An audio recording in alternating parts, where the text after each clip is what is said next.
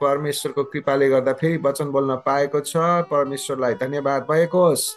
आज परमेश्वरको वचन फेरि पनि उत्पत्तिको पुस्तकबाट नै लिएर आएको छु र आजको वचन मैले लिएर आएको छु 41 अध्यायबाट। 41 अध्यायबाट हामी निरन्तर गइरहेका छौँ। हामी 41 अध्यायबाट आज हामी हेर्दैछौँ 42 पददेखि 57 पदसम्म। 42 पददेखि 57 पदसम्म र आजको वचनको भाग रहेको छ 136। आजको वचनको भाग रहेको छ 136 र यसरी लेखिएको छ परमेश्वरको वचन। तपाईले हेर्न सक्नुहुन्छ 41 अध्यायको 42 देखि 57 सम्म यसरी लेखिएको छ। तब फारोले आफ्नो छाप औँठी आफ्नो औँलाबाट फुकालेर योसेफको औँलामा लगाइदिए र तिनलाई मलमलको लुगा पहिराइदिए। तिनको गलामा सुनको सिक्री लगाइदिए। तिनलाई फारोले आफ्नो दोस्रो प्रशासक चाहिँ रथमा सवार गराए। मानिसहरू तिनको अघि अघि घुँडा टेकेर झुक्क भनी कराउँदै हिँडे र यसरी फारोले तिनलाई सम्पूर्ण मिस्रमाथि अधिकार दिए। फारोले फेरि पनि योसेफलाई भने, म फारो हुँ, तर म यो भन्दछु कि तिम्रो इच्छा बाहेक अरू कुनै मानिसले मिस्र देशभरि केही गर्न पाउने छैन।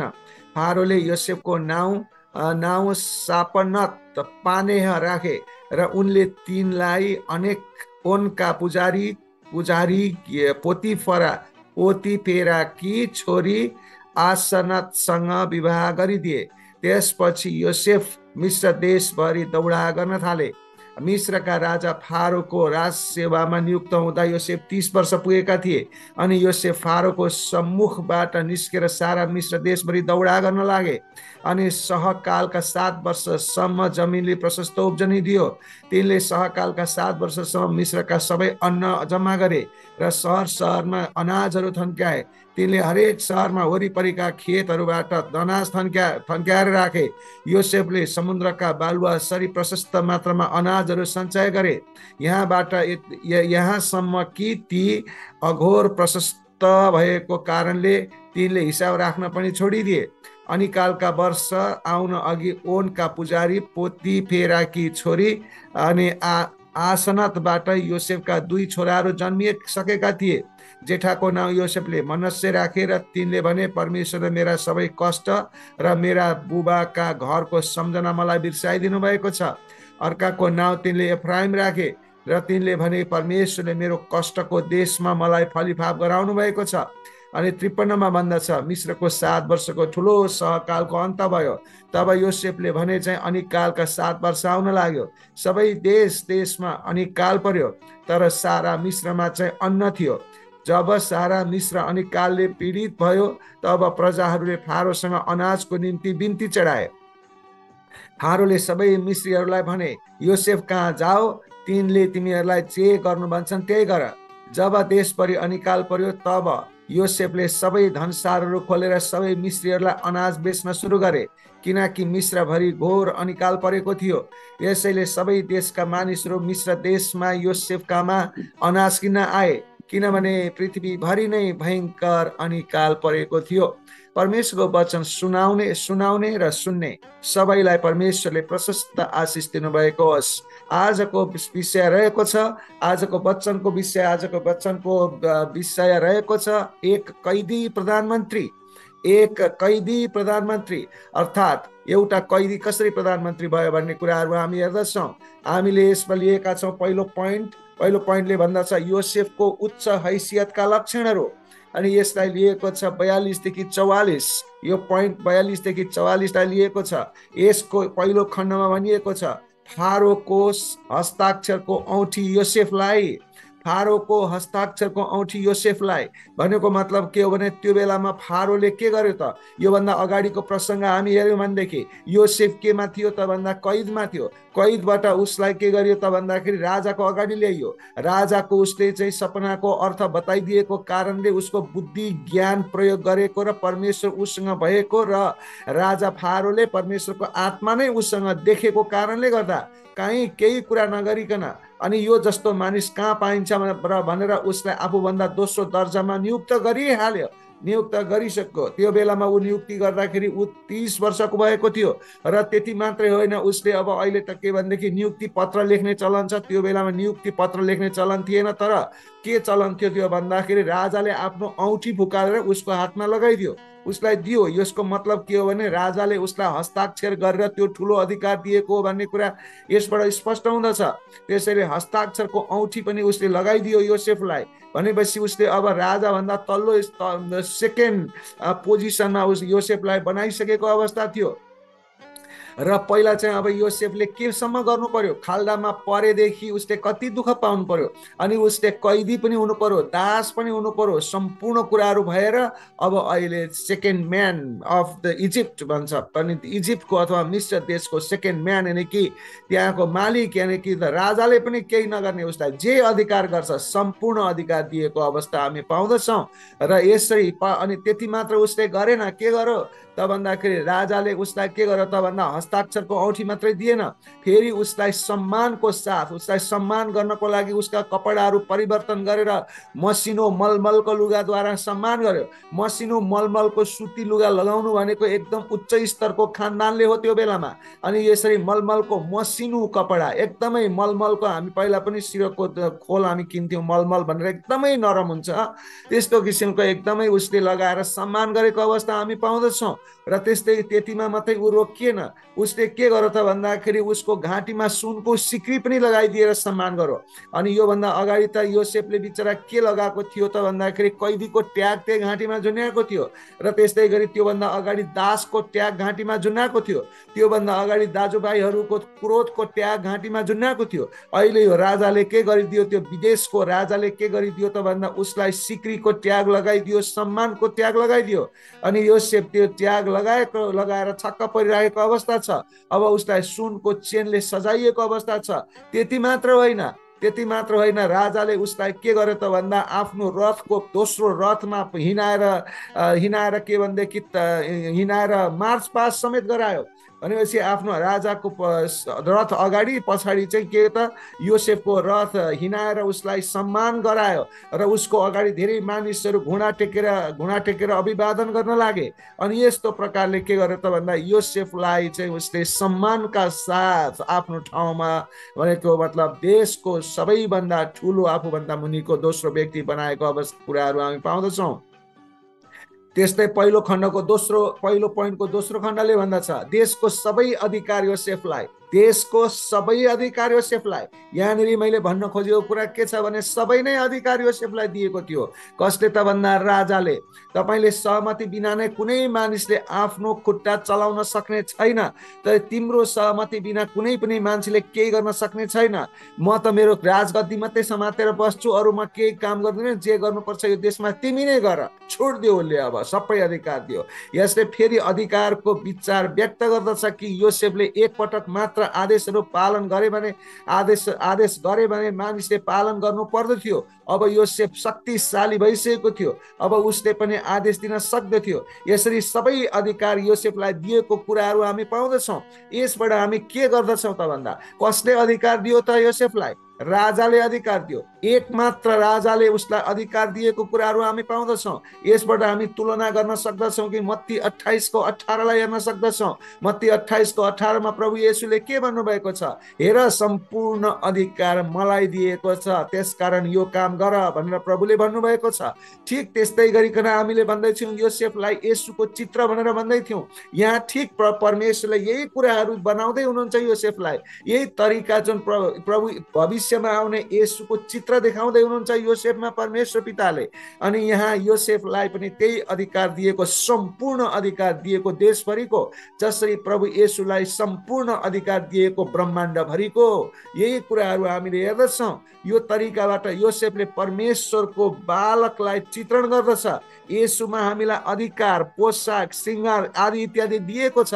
भनेको मतलब के हो त भन्दाखेरि जुन प्रकारले राजाले योसेफलाई जुन प्रकारले सम्मान गरिएको छ, कपडाले, सिक्रीले, सम्पत्तिले, अधिकारले, सम्पूर्ण कुराले, हाम्रो लागि परमेश्वर पिताले पनि हाम्रो लागि सम्पूर्ण कुरा येशूमा नै के गर्नुभएको छ भनेदेखि समृद्धि दिनुभएको छ।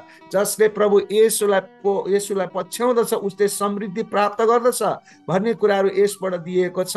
अझै पनि अझ ठुलो कुरा के छ भनेदेखि योसेफ येशूको चित्र हो भनेर हामीले भनिसकेका छौँ। उहाँ को हुनुहुन्छ, उहाँले के गर्नुभयो, उहाँका जीवनको कस्तो किसिमले उहाँले येशूले हाम्रो लागि जीवन जिउनु भयो भन्ने कुराहरू हामी हेर्दछौँ। योसेफले पनि अरू मानिसहरूको लागि, योसेफको केही पनि थिएन त्यहाँ, न आफ्नो थियो न कोही थियो, तर योसेफले अरूको लागि सेवा गरिराखेको छ। एउटा अचम्मको मान्छे, अचम्मको सल्लाहकार भएर, जसरी जसरी यशायाको पुस्तकमा पनि भनिएको छ प्रभु येशूलाई अचम्मको सल्लाहकार भनेर, यहाँ पनि अचम्मको सल्लाहकारको रूपमा योसेफले काम गरिराखेको हामी पाउँदछौँ।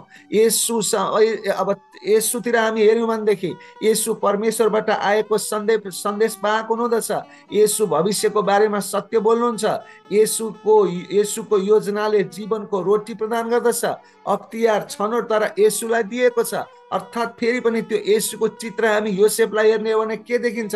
योसेफ पनि परमेश्वरबाट आएको सन्देशवाहकको रूपमा काम गरिरहेको अवस्था छ। योसेफ पनि भविष्यको बारेमा सत्य कहिले उनले झुट्टा कहिले बोलेन। अनि जस्तै येशूले गर्नुभयो, योसेफको योजनाले पनि रोटी प्रदान गर्ने अवस्था आएको छ, किनभने त्यहाँ अनिकाल पर्नेछ, रोटीको आवश्यकता पर्नेछ। त्यो रोटीको आवश्यकताको पूर्ति गर्नको लागि योसेफकै के भनेदेखि योजना छ। अनि योसेफलाई येशूलाई जस्तै पुरै अधिकार दिएको अवस्था हामीले यहाँबाट बुझेका छौँ। त्यस्तै गरिकन दोस्रो पोइन्टमा भन्दछ, दोस्रो पोइन्ट 45 पदलाई लिएको छु। दोस्रो पोइन्टले भन्दछ योसेफलाई नाम र पत्नी दिएको, योसेफलाई नाम र पत्नी दिएको। यसबाट तपाईँले यहाँनिर अचम्मको कुराहरू हामी पाउँदछौँ। दोस्रो पोइन्टको पहिलो खण्डले भन्दछ फारोले योसेफको नाम जफनाथ र पानेह राखे। फारोले योसेफको नाम जफनाथ पानेह राखे। यसको मतलब के हो त भन्दा यहुदी किंवदन्ती अनुसार, हिस्ट्रीको अनुसार हामी हेर्छौँ भने योसेफमा जुन मिस्र देशको इजिप्सियन नाम हो, यो इजिप्सियन नाम, हिब्रू मान्छेलाई इजिप्सियन नाम दिएको छ र प्रत्येक अक्षरको अर्थ थियो त्यो के थियो त भन्दा त्यसको अर्थ त भन्दाखेरि यो भनेको मतलब के हो भने सबैलाई एकसाथ जोड्ने। यो किंवदन्तीले योसेफको इजिप्सियन नामको अर्थ के देखेको छ त भन्दा द्रष्टा, उद्धारक, भविष्यवक्ता, अनि त्यसपछि समर्थक, त्यसपछि सपनाको व्याख्याकर्ता, चतुर, विवेकी, बुद्धिमान भन्ने अर्थ राख्दछ उसको नामले। अनि यस्तो किसिमको नाम चाहिँ उसले राजाले जुराएको कुरा हामी पाउँदछौँ। राजाले किन त्यो नाम राख्यो त भन्दा राजाले हेर्यो कि योसेफ त एउटा द्रष्टा थियो, योसेफ त एउटा उद्धारक थियो, योसेफ त एउटा भविष्यकर्ता रहेछ, योसेफ त एउटा एकदम सबैलाई समर्थन गर्ने समर्थक, सबैको लागि जिउने सेवक रहेछ। अनि योसेफ त सपनाको व्याख्याकर्ता रहेछ, योसेफ त चतुर रहेछ, योसेफ त बुद्धिमानी रहेछ, योसेफ त विवेकी रहेछ, योसेफ त उद्धारकर्ता रहेछ भनेर यसरी राख्नुको मतलब यी सबै नाम कसको नाम हो? प्रभु येशूमा मिल्ने नामहरू उसले कसरी राख्न भ्यायो भनेपछि यो सबै परमेश्वरले कसरी मानिसलाई प्रयोग गर्दै हुनुहुन्छ र योसेफलाई कुन प्रकारले परमेश्वरले प्रस्तुत गर्दै हुनुहुन्छ भन्ने कुरा हामीले यसबाट बुझ्न पर्दछ। परमेश्वर बोल्नुहुन्छ, उहाँ जीवित हुनुहुन्छ। अनि त्यस्तै योसेफको माध्यमबाट आएको परमेश्वरको वचन, उसको आफ्नै संरक्षण, अनि उसले मिस्र र सम्पूर्ण क्षेत्र दुवैलाई जोगाएको तरिकाको संकेत गर्दछ। यानि कि उद्धारकर्ताको रूपमा उसले मिस्र देशमा काम गर्नेवाला छ भनेर परमेश्वरको योजना यहाँबाट देखिँदछ। त्यस्तै गरी दोस्रो पोइन्टको दोस्रो खण्डले भन्दछ योसेफको विवाह एसनाथसँग गरियो। योसेफको विवाह एसनाथसँग गरियो। इतिहासमा हामीले हेर्ने हो भने एसनाथ भनेको को हो? बाइबलमा जम्मा 2 पटक मात्र एसनाथको नामहरू पाउँदछौँ हामी। एसनाथ भनेको को हो त भन्दा योसेफको श्रीमती हो। योसेफको श्रीमती भन्नाले के भने त्यही फारोले एसनाथ भनेको योसेफसँग विवाह गराइदिएको हामी पाउँदछौँ। एसनाथ भन्नाले हामी 2 पटक प्रकारको त्यहाँ चाहिँ भनाइ छ उसमा, इजरायलतिर हिब्रूको किंवदन्तीमा इतिहासमा। अनि यो भनाइ के छ भने पहिलो भनाइ के छ? को त एसनाथ भनेको? एसनाथ भनेको चाहिँ दिनाको छोरी भन्ने कुराहरू छ। तपाईँलाई याद छ योभन्दा अगाडिको एपिसोडहरूमा हामीले हेरेका थियौँ दिना जब तिनीहरू याकुब चाहिँ आफ्नो परिवार लिएर सेकेमको सहरमा बस्न गएका थिए। सेकेमको सहरमा बस्न जाँदाखेरि दिनालाई सेकेमको सहरको सेकेम भन्ने अनि होरेबको छोरा राजकुमार सेकेमले के गरेको थियो त भन्दाखेरि उसलाई अपहरण गरेर लगेको थियो, बलात्कार गरेको थियो अनि त्यही राखेको थियो। पछि गएर आफ्नो भाइ दाजुहरू गएर उसलाई छुटाएर ल्याएका थिए। हो त्यो बेलामा दिना चाहिँ गर्भवती भएकी रहेछ। अनि त्यो गर्भवती भएकी दिनालाई चाहिँ के भनेदेखि दिनालाई चाहिँ नि गर्भवती भएकी रहेछ। अनि त्यो सेकेम सहरको छेउ तिनीहरूले छोडेर जब उनीहरू बेथेलतिर जान लागेका थिए, अनि बेथेलतिर जान लाग्दा त्यो टाइम लाग्दै, त्यो टाइम बित्दै जाँदाखेरि दिना गर्भवती हुँदै जाँदा उसको नानी त्यहाँ जन्मेको थियो। नानी त्यहाँ जन्मेको त छोरी पाएकी थिए। अनि त्यो छोरी पाइसकेपछि याकुबले यस्तो छोरी पनि काम लाग्छ भन्दै यसरी त्यो छोरी राख्नु हुँदैन, हाम्रो परिवार राख्दिन भनेर उसले त्यो सानो बच्चीलाई त्यहाँ घर निकाला गरेको थियो। यानि कि त्यो सानो बच्ची उसले दिनाले यानि कि छोरीले बच्ची पाउने बित्तिकै अनि त्यसपछि याकुबले र उसको परिवारले लगेर के गरेका थिए त भन्दाखेरि मिश्र देशको पर्खालतिर लगेर छोडिदिएका थिए, ती फालिदिएका थिए। अनि फालिदिएर फर्केका थिए। पछि त्यो बच्ची रोइको सुनेर त्यहाँको मानिसहरूले बच्ची भेटेर अनि त्यसपछि के गरे, फारोकामा लगेर बुझाएका थिए। अनि फारोले ओहो कति राम्री नानी रहेछ भनेर पालेको थियो। अनि हो त्यही पालेको छोरीलाई के भनेदेखि त्यसलाई चाहिँ के भने एसनाथ भनेर नाम दिएको थियो। हो त्यही नै दिना र सकेमकी छोरी, त्यही नै छोरी चाहिँ योसेफलाई विवाह गरिदिएको कुराहरू हामी पाउँदछौँ। बाइबलमा यो कुरा स्पष्ट छैन, तर इतिहास र किम्वदन्तीले प्रश्न भन्दछ कि अर्को पनि कुरा त्यहाँ छ। के छ भनेदेखि त्यहाँ एउटा पोतिफर भन्ने अर्को एकजना मानिस थियो। पोतिफर भनेको मानिस को थियो त भन्दाखेरि जसले योसेफलाई आरोप लगाएको थियो उसको श्रीमती होइन कि अर्कै पोतिफर भन्ने मानिस थियो। त्यो पोतिफरा भन्ने मानिसको चाहिँ के थियो भने ऊ त्यो पुजारी थियो। त्यहाँको मिश्र देशको त्यहाँको देवता मूर्ति सुर्तीको पुजारी थियो। त्यो पुजारीले के गरेको थियो त भन्दाखेरि पालेको थियो र त्यो पुजारीको छोरी थियो। अनि त्यो पुजारीले के गर्थ्यो भन्दाखेरि अनि त्यो पनि राजदरबारमै बस्थे। अनि त्यो बेलामा पोतिफरको परिवारमा उसलाई के भने ग्रहण गरिएको थियो। त्यो फेरि पनि अर्को किम्वदन्तीले भन्दछ कि त्यो पोतिफरको परिवारमा त्यही दिनाकी छोरीलाई नै ग्रहण गरिएको थियो, किनभने पोतिफरको श्रीमती चाहिँ बाँझी थिए भन्ने कुराहरू पनि इतिहासमा पाउँदछौँ। जे भए तापनि योसेफलाई विवाह राजाले एसनाथसँग गरिदिएको कुराहरू हामी पाउँदछौँ। त्यस्तै तेस्रो पोइन्टमा हामी भन्दछौँ, तेस्रो पोइन्ट 46 देखि 49 सम्मलाई लिएको छ। यो पोइन्टले भन्दछ प्रशस्तताको 7 वर्ष, प्रशस्तताको 7 वर्ष। अर्थात् तेस्रो पोइन्टको पहिलो खण्डले भन्दछ योसेफ 30 वर्षका थिए जब उनी फारोको सामु खडा भए। योसेफ 30 वर्षका थिए जब फारोको सामु खडा भए। अर्थात् योसेफ यस्तो अधिकार पाउने जवान मानिस थिए, त्यस्तो प्रकारको अधिकार कुनै पनि मानिसले मिश्र देशमा त्योभन्दा अगाडि कहिल्यै पनि पाएको थिएन। त्यस्तो स्पेशल किसिमको अधिकार फारोले योसेफलाई दिएको थियो। तैपनि उहाँ चाहिँ लामो समयदेखि विश्वास, गहिरो चरित्र विकासको ईश्वरको विद्यालयमा थिए। उनी 17 वर्षको उमेरमा दासको रूपमा बेचिएका थिए भन्ने कुरा उत्पत्तिको 37:2ले बताउँदछ। तर यी सबै कामहरू, यो सबै दिनहरू बिताउँदाखेरि ऊ के थियो त भन्दा आफ्नो चरित्र विकासको क्रममा ऊ थियो। कहिल्यै पनि आफ्नो चरित्रलाई उसले के गर्ने बिगारेन। अब अनुशासित जीवन जी नै रह्यो। परमेश्वरमा उसले सम्पूर्ण रूपले परमेश्वरमा समर्पित भइ नै रह्यो। यसको मतलब परमेश्वरको तालिम केन्द्रमा ऊ के थियो, एउटा विद्यार्थीको रूपमा थियो। अब एक्जाम आयो, एक्जाममा ऊ पास भयो। यानि कि ऊ के भयो त भन्दा ऊ चाहिँ जस्तो सुकै परिस्थिति आए तापनि ऊ चाहिँ परमेश्वरमा विश्वास योग्य भएको हुनाले अब परमेश्वरले उसलाई मन्त्री बनाइदिनु भएको थियो, प्रधानमन्त्री। त्यस्तै गरी हामीहरू पनि जस्तो सुकै अवस्था आए तापनि हामीहरू परमेश्वरको विद्यालयमा छौँ, हामी तालिम केन्द्रमा छौँ। परमेश्वर मेरो साथमा हुनुहुन्छ, म सँगै हुनुहुन्छ, मलाई देखिरहनु भएको छ भनेर हामीले विश्वास गरेर परमेश्वरसँग हामी समर्पित भयौँ भने परमेश्वरले पनि हामीलाई अचम्म रीतिले कहाँदेखि कहाँसम्म पुर्याएर आशिषहरू दिनुहुनेछ। त्यस्तै गरिकन तेस्रो पोइन्टको दोस्रो खण्डले भन्दछ उसले मिश्र देशमा भएको 7 वर्षको खानेकुरा बटुल्यो। उसले मिश्र देशमा 7 वर्षको लागि खानेकुरा बटुल्यो।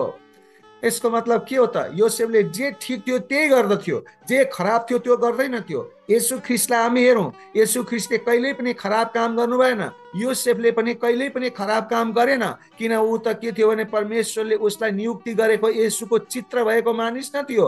त्यसैले उसले वास्तवमा के गर्यो त भन्दाखेरि जब उसले देशमा चाहिँ प्रशस्त मात्रामा अन्नहरू फलिराखेको थियो, अन्न भण्डार गर्यो, दौडधुप गर्यो, यताउता गर्यो, एकदम विश्वासयोग्य काम गर्यो, एकदम महत्त्वपूर्ण काम गर्यो। तर उसलाई त्यो चुनौती एकदमै धेरै थियो। चुनौती भए तापनि उसले धेरै मेहनत गर्यो, किनभने उसलाई थाहा थियो कि यो 7 वर्षसम्म मैले धेरैभन्दा धेरै के गर्नुपर्नेछ भनेदेखि अन्नहरू बटुल्नु पर्नेछ। मानिसहरूलाई त्योभन्दा पहिला 10% मात्रै कर लिने ठाउँमा अब 20% कर पुर्याइसकेको थियो, किनभने मानिसलाई यो कुरो भनिएको थियो। 20% कर पुर्याउनुको अर्थ के थियो त भनेर मानिसहरूलाई सम्झाइएको थियो। त्यसकारण मानिसले खुसीका साथ 20% भन्दा बढी करहरू पनि दिएको थियो। अनि यसरी करहरू चाहिँ त्यो बटुलेर मानिसले 20% करहरू, कसैले त त्योभन्दा पनि बढी करहरू दिएर अनि उसले चाहिँ के गर्यो त भन्दाखेरि योसेफ एकदम अधिकार व्यक्ति भएको हुनाले, अधिकार प्राप्त व्यक्ति भएको हुनाले र ऊ एकदमै सत्य बोल्ने भएको हुनाले र विश्वासयोग्य भएको हुनाले भ्रष्टाचारको त नाम निशानै छैन। त्यस्तो अवस्थामा मानिसहरूले उसलाई सहायता गरेर धनभन्दा झन धेरै अन्नहरू के भयो त भन्दाखेरि भण्डारण हुन पुग्यो। हामी अहिले पनि हेर्दछौँ कतिपय हाम्रा देशमा कति राजनेताहरू कति धेरै भ्रष्टाचारीहरू छन्। अनि एउटा मात्रै भ्रष्टाचारी होइन भनेर जनतालाई विश्वास भयो भने उसलाई के चाहियो? अनि जस्तो हामी धरानमा हेर्दछौँ, काठमाडौँमा बालेनलाई हेर्दछौँ, धरानको साम्पाङलाई हेर्दछौँ, उनीहरूलाई जति सपोर्ट जनताको सपोर्ट अरूलाई छ र छैन नि? किनभने उनीहरूले सत्य काम गरेका छन्, उनीहरूले भ्रष्टाचार गरेका छैनन्, उनीहरूको हात भ्रष्टाचारबाट पोतिएको छैन, अहिलेसम्म सुनिएको छैन। अनि यस्ता मानिसहरूलाई जनताले एकदमै सहायता गर्दछ, एकदमै सहायता गर्छ। त्यस्तै यहाँनिर आएर के भनेदेखि योसेफलाई पनि मानिसहरूले सहायता गरे अनि दिनुपर्ने कुरा दिए, त्योभन्दा बढी पनि दिए, किनभने 7 वर्षपछि अन्न फल्ने छैन, 7 वर्षको लागि खानु छ, आफ्नै लागि हो भनेर उनीहरू जोगाउन थाले, साँच्न थाले। अनि त्यो प्रकारले त्यो योसेफले चाहिँ भयङ्करसँग सफलतापूर्वक काम गरेको अवस्था हामी देख्दछौँ, किनभने यो चाहिँ परमेश्वर चाहिँ योसेफसँग हुनुहुन्थ्यो। हालेलुया। त्यस्तै चौथो पोइन्टमा भन्दछ, चौथो पोइन्ट 50 देखि 52 लिएको छ। चौथो पोइन्टले भन्दछ योसेफका दुई छोराहरू। अब यसमा पहिलो खण्डमा भन्दछ, चौथो पोइन्टको पहिलो खण्डले भन्दछ मनस्से भनेको के हो त भन्दा योसेफको जेठो छोराको नाम मनस्से हो। उसले आफ्नो मिश्री पत्नी एसनाथबाट 2टा छोराहरू पाएको कुराहरू हामी देख्दछौँ। त्यसमा जेठो छोराको नाम मनस्से हो। मनस्सेलाई योसेफले मनस्से भनेर नाम राखिदियो।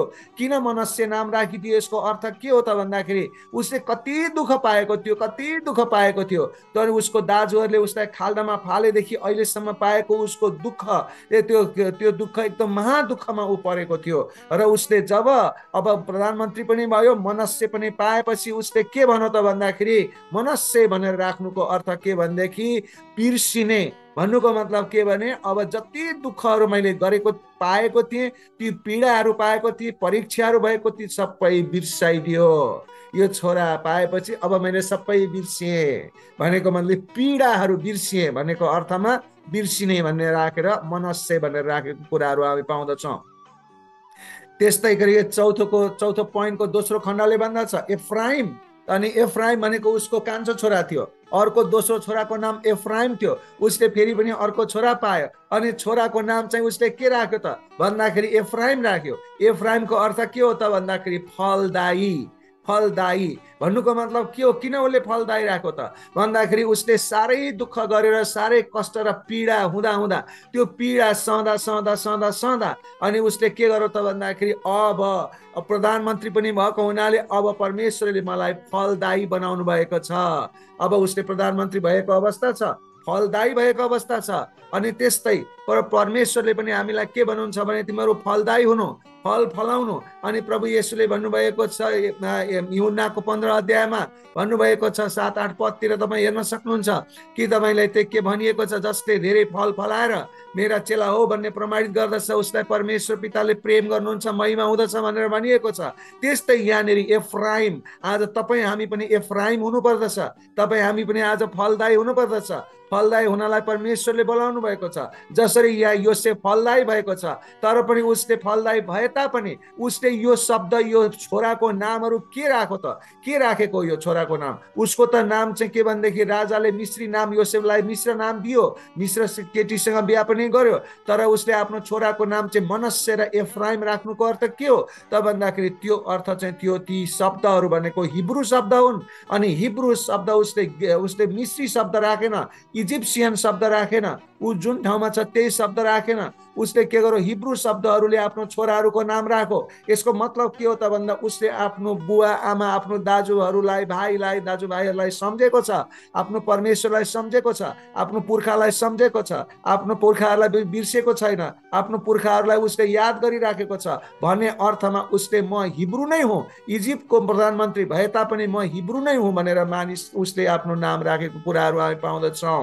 तर आज कतिपय क्रिस्चियनहरू विदेशमा गयो भने के हुन्छन्, उनीहरू नेपाली गयो भने अमेरिकन, अमेरिकामा गयो भने अमेरिकन हुन्छन्, उतैको के भन्छ नागरिकता लिन्छन्, उतैका हुन्छन्, नेपालमा आउँदा विदेशी भएर आउँदछन्।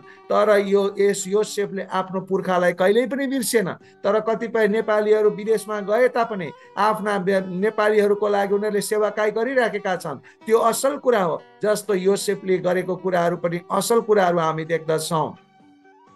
त्यस्तै गरिकन हामी पाउँदछौँ 5औं पोइन्टमा, हामी 5औं पोइन्टलाई हेर्दछौँ। यो अन्तिम पोइन्ट 5औं पोइन्ट 53 देखि 57 पदलाई लिएको छ। 5औं पोइन्टले भन्दछ अनिकालको 7 वर्ष। 5औं पोइन्टको पहिलो खण्डले भन्दछ सबै देशमा अनिकाल भएको, सबै देशमा अनिकाल। अनि अनिकाल सबै देशमा थियो, तर मिश्रको सबै भूमिमा अन्न थियो। भनेपछि कस्तो थियो त भन्दा जहाँ योसेफ थियो त्यहाँ जीवन थियो, जहाँ योसेफ थियो त्यहाँ जीवन थियो। यसै गरिकन फेरि पनि योसेफ चाहिँ के भने चित्र, येशूको चित्र हो, इक्वल टु येशू होइन, योसेफ एउटा येशूको चित्र हो। योसेफ जहाँ थियो त्यहाँ जीवन थियो, त्यस्तै गरी येशू जहाँ हुनुहुन्छ त्यहाँ जीवन छ भन्ने कुराको यो सन्देश हो। योसेफको बुद्धिमानीका साथ तयारी गरेको कारणले इजिप्टमा सम्पूर्ण क्षेत्रको लागि आपूर्तिको के भने स्रोत बन्यो। संसारमा जुनसुकै ठाउँमा पनि अनिकाल छ, तर मात्र एक ठाउँमा अन्न छ, त्यो पनि प्रशस्त अन्न छ, त्यो हो मिश्र देशमा। किन त्यहाँ त्यो चाहिँ ठाउँमा किन धेरै अन्न छ, किन अन्त ठाउँमा अन्न भएन? किनभने त्यहाँ के थियो भने उद्धारक थियो, त्यहाँ योसेफ थियो। त्यस्तै गरिकन जहाँ प्रभु येशू हुनुहुन्छ, अनि प्रभु येशू जहाँ हुनुहुन्छ भनेपछि इजरायलमा परमेश्वरले भन्नुभयो म र दुध र मह बग्ने देश भनेर भन्नुभएको छ। यसको मतलब के हो त भन्दाखेरि अहिले त मिश्र देश चाहिँ दुध र मह बग्ने देश भनेको छ अहिले, जहाँ किनभने योसेफ छ त्यो ठाउँ चाहिँ दुध र मह बग्ने देश, किनभने सम्पूर्ण ठाउँमा अनिकाल छ, त्यहाँ अनिकाल छैन। त्यस्तै गरिकन त्यो योसेफको चित्र, येशूको चित्र योसेफ भएको हुनाले येशू जहाँ हुनुहुन्छ दुध र मह बग्ने देश भनेर इजरायल भन्नुको मतलब के हो त भन्दा त्यहाँ येशू आउँदै हुनुहुन्थ्यो। येशू भनेको के हो त भन्दा दुध र मह बग्ने देश भनेको मतलब उहाँ नै जीवनको पानी हुनुहुन्छ, उहाँ नै जीवनको ज्योति हुनुहुन्छ, उहाँ नै जीवनको रोटी हुनुहुन्छ। त्यस कारणले गर्दा जहाँ प्रभु येशू हुनुहुन्छ त्यहाँ चाहिँ दुध र मह बग्ने देश भनेर भनियो। अब अहिले जहाँ योसेफ त त्यहाँ जीवन पाइन्छ, योसेफ नभएको देशमा जीवन छैन, योसेफ भएको देशमा मात्रै जीवन छ। त्यसकारण परमेश्वरले योसेफलाई पनि जीवनको रोटी प्रदान गर्ने एउटा योग्य व्यक्तिको रूपमा यहाँ चाहिँ प्रस्तुत गर्नुभएको कुराहरू हामी पाउँदछौँ। त्यस्तै गरेका 5औं पोइन्टको दोस्रो खण्डले भन्दछ, अन्तिम खण्ड हो यो, 5औं पोइन्टको दोस्रो खण्डले भन्दछ सबै देशहरू अन्न किन्न मिश्र कहाँ जोसेफकामा आए। सबै देशहरू अन्न किन्न मिश्रमा जोसेफकामा आए। यसलाई हामीले ध्यान दिएर हेऱ्यौँ भनेदेखि के देख्दछौँ, फेरि पनि येशूको कुरा हामी देख्दछौँ। कसरी त भनेर हामी यहाँ विचार गर्दछौँ, किनभने यहाँ योसेफको कुरा गर्दा कनानका मानिसहरू पनि, कनानमा जहाँ चाहिँ परमेश्वरले दिनुभएको थियो त्यो ठाउँमा पनि के त भन्दाखेरि मानिसहरू अनिकालले सताइएका छन्। कनानका मानिसहरू योसेफको परिवार सहित यो अनिकालबाट पीडित थिए। त्यहाँ कनानका मानिस मात्रै होइन, सम्पूर्ण संसारकै मानिसहरू पीडित थिए र तर परमेश्वरले योसेफलाई परिवारको अगाडि पठाएर अनि तिनीहरूको लागि अप्रत्याशित प्रावधानको व्यवस्था गर्नुभयो। र हामी जान्दछौँ कि योसेफ त्यहाँ मिश्र देशमा भएको कारणले गर्दाखेरि अब त्यहाँ मिश्र देशमा चाहिँ अन्नहरू पाइने भएको हुनाले गर्दा कनानका मानिसहरू पनि त्यहाँ धमाधम सामानहरू किन्न आएका छन्। तर यो कुरो पनि हामीलाई थाहा छ त्यहाँनिर एउटा नयाँ सिचुएसन क्रिएट हुन लागिराखेको छ।